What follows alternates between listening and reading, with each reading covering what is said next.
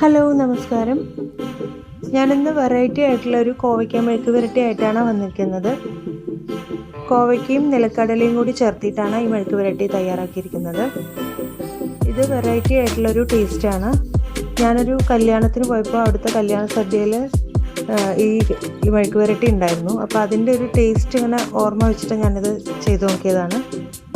അപ്പോൾ ഇത് വളരെ നന്നായിരിക്കും, എല്ലാവർക്കും ഭയങ്കരമായിട്ട് ഇഷ്ടപ്പെടും. അപ്പോൾ ഇത് 10 മിനിറ്റ് കൊണ്ട് നമുക്ക് റെഡിയാക്കി എടുക്കാനും പറ്റും. കുറച്ച് നിലക്കടലയും കോവയ്ക്കയും മാത്രം മതി. അപ്പോൾ നമുക്ക് വീഡിയോയിലേക്ക് പോയാലോ.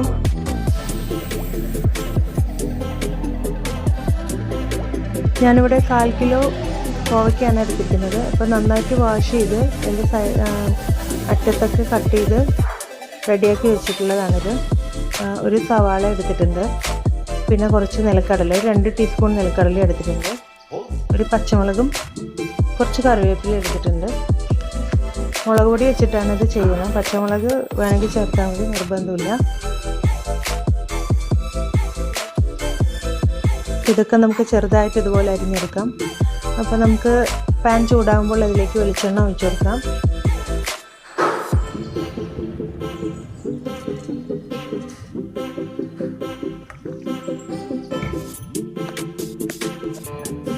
കടുക് ചേർക്കാം, വറ്റൽമുളക്, കറിവേപ്പില.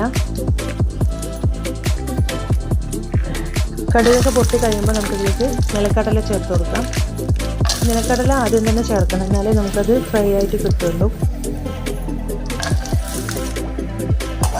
നിലക്കടല നന്നായിട്ട് റോസ്റ്റ് ആവുന്നവരെ നമുക്കിത് ഇളക്കി കൊടുക്കാം.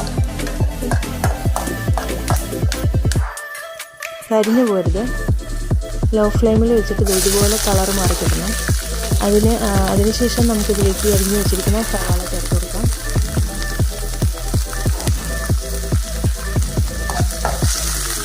നന്നായിട്ട് ഇളക്കി കൊടുക്കാം.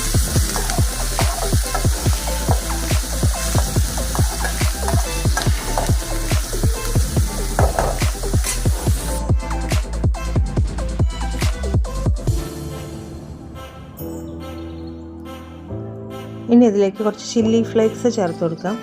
മുളക് പൊടിയാണെങ്കിൽ താല്പര്യമെങ്കിൽ മുളക് പൊടി ചേർത്താലും മതിയാവും. മുളക് ചതച്ചത് ചേർക്കുമ്പോഴാണ് കുറച്ചുകൂടി ടേസ്റ്റ് ആയിട്ട് തോന്നിയിട്ടുള്ളത്. ഒരു 1.5 ടീസ്പൂണോളം ചേർക്കാം. അവരവരുടെ എരിവിനനുസരിച്ച് ചേർത്ത് കൊടുക്കാം.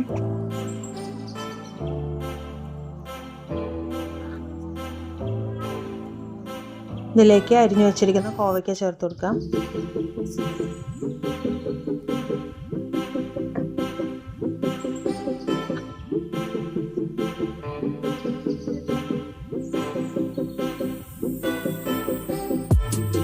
എല്ലാം കൂടി നന്നായിട്ട് മിക്സ് ചെയ്ത് കൊടുക്കാം.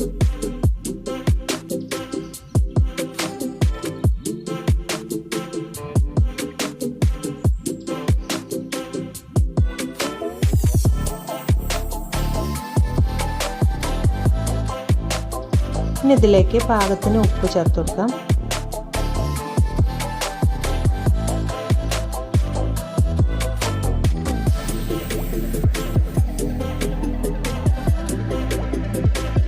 ഒരു 1/4 ടീസ്പൂൺ മഞ്ഞൾപ്പൊടി കൂടി ചേർത്ത് കൊടുക്കാം. അതിനുശേഷം എല്ലാം കൂടി നന്നായി ഇളക്കി യോജിപ്പിക്കാം.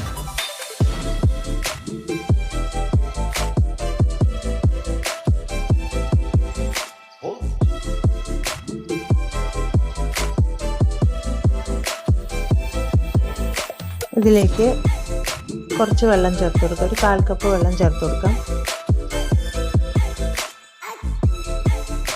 വെള്ളം തളിച്ചു കൊടുത്താലും മതിയാവും.